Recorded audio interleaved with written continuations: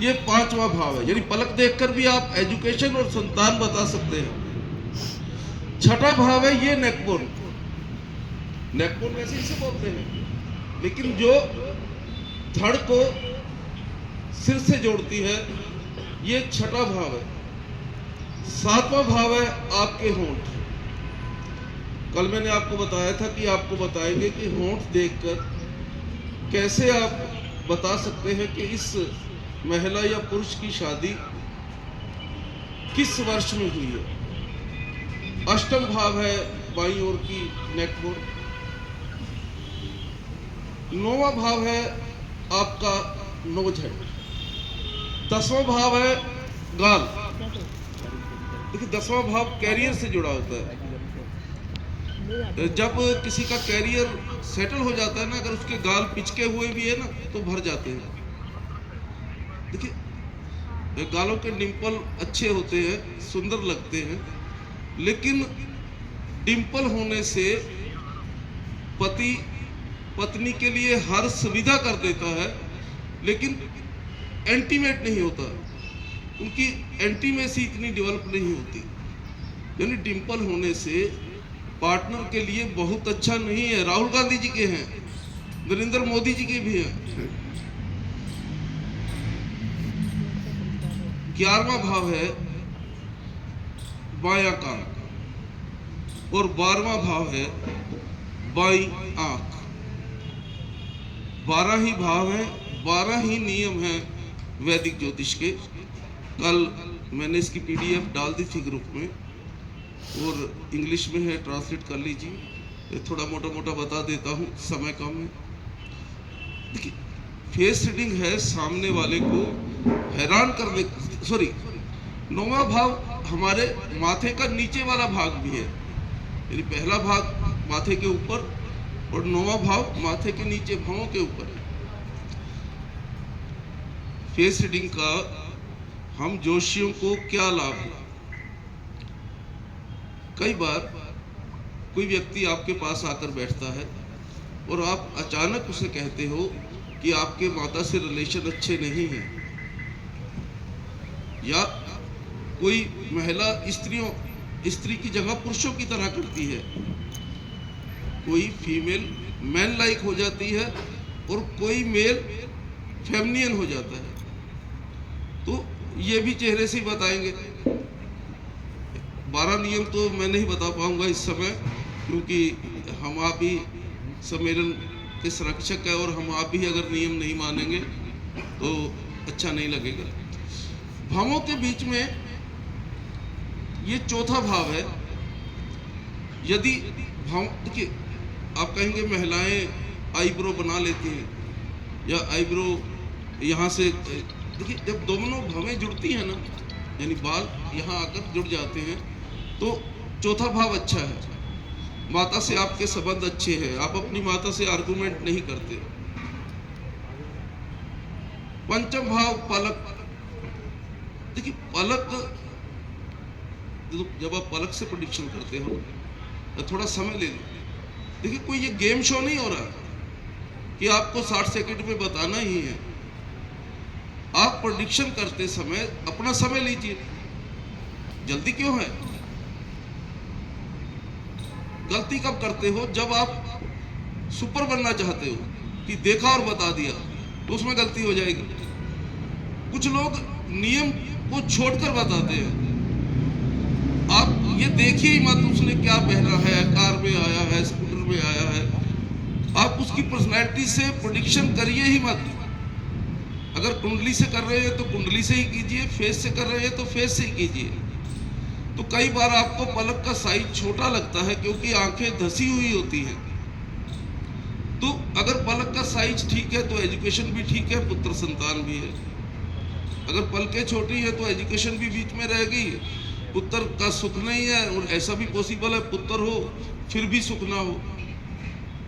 इस नेकबोन से भी आप बता सकते हैं ना। छठा भाव है, छठा पंचम का लाभ भाव है, छठा पंचम का लाभ भाव है, तो आप यहां से भी बता सकते हैं पुत्र संतान है या नहीं। सप्तम है होंठ। देखिए आपको ग्रहों के स्वरूप पढ़ाए गए थे, कल ये बात बीच में रह गई थी, ये इसी से जुड़ी हुई है, इसलिए बताता हूँ। आपने जब ज्योतिष सीखना शुरू किया तो जो भी आपके गुरु रहे, जो भी पुस्तक से आपने आरंभ किया, तो जब वो ग्रह परिचय देते हैं ना, वहाँ ग्रहों के स्वरूप भी लिखे हैं। तो लग्नेश का स्वरूप आपकी पर्सनैलिटी में दिखाई देता है। अगर वहाँ लिखा है शुक्र के बाल घुघराले हैं, अगर किसी के करली हेयर है तो उसके प्रथम भाव का संबंध शुक्र से है, तो आपको पता चलता है कि इसका लग्नेश शुक्र है। पुष्य नक्षत्र होठों पर होता है, इसका स्वामी शनि है, तो आपके होठों की बनावट शनि की स्थिति से होती है। सप्तम भाव से शनि का कोई भी संबंध मैरिड लाइफ में परेशानी पैदा करता है। ये एक साधारण नियम आप सब लोग जानते हैं। आपको देखना क्या है, पहले आपको ये देखना है कि इसका लग्नेश क्या हो सकता है। मान लीजिए उसके होंठ मोटे हैं या एवरेज से बहुत छोटे हैं, तो उनका सिंह लगन। अगर लगन में सिंह है तो सप्तम भाव में कौन सी राशि होगी? कुंभ। तो 11 नंबर राशि सप्तम भाव में आएगी। तो आप देख रहे हैं कि उनका होंठ का जो साइज है वो नॉर्मल नहीं है, या तो चेहरे की एवरेज से मोटे होंठ है या बहुत पतले हैं। तो आपको एक और नियम बताया था 10-4। अगर सप्तम भाव में 11 नंबर राशि है तो उसकी शादी के पॉसिबल साल हैं 21, 25, 29। और ये प्रथम आकर्षण भी हो सकता है। देखिए महिलाएं बैठी, मैं आपको बता दूं, ज्योतिष में जब पुरुष और स्त्री पति पत्नी की तरह मिल लेते हैं वो शादी है।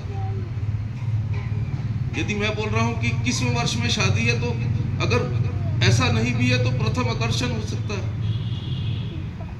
कई बार लोग पूछते हैं प्रथम आकर्षण किस परिवार में होगा, कहाँ होगा? यदि तीसरे भाव का स्वामी छठे में आ जाए तो नाना के परिवार में ही हो जाता है। फेस रीडिंग में आपको ये समझ आया, कैसे बताएंगे होठों से देखकर।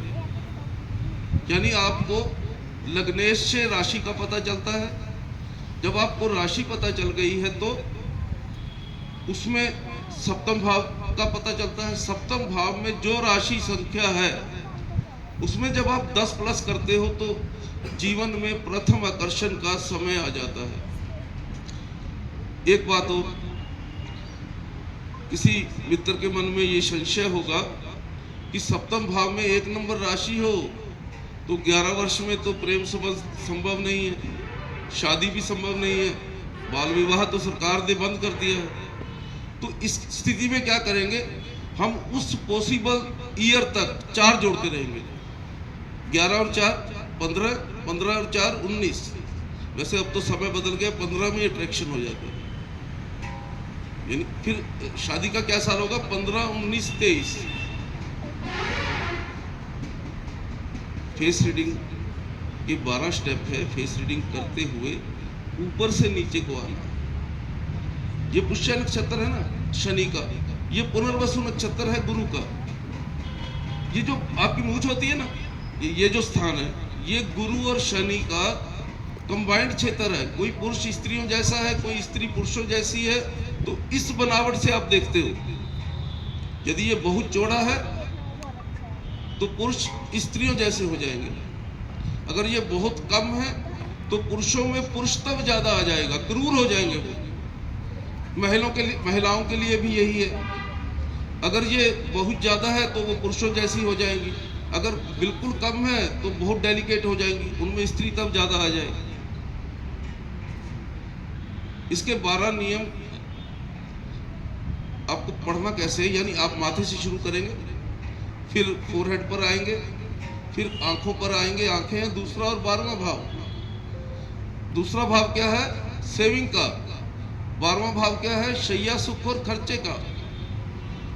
यदि दोनों में से एक आंख छोटी दिखाई देती है, ध्यान से देखना है आपको, तो अगर दूसरी छोटी है तो सेविंग कम है, और अगर 12वीं छोटी है तो खर्चा अधिक है, अगर दोनों बराबर है तो बैलेंस में है, ये जितना कमाते हैं उतना खर्च लेते हैं।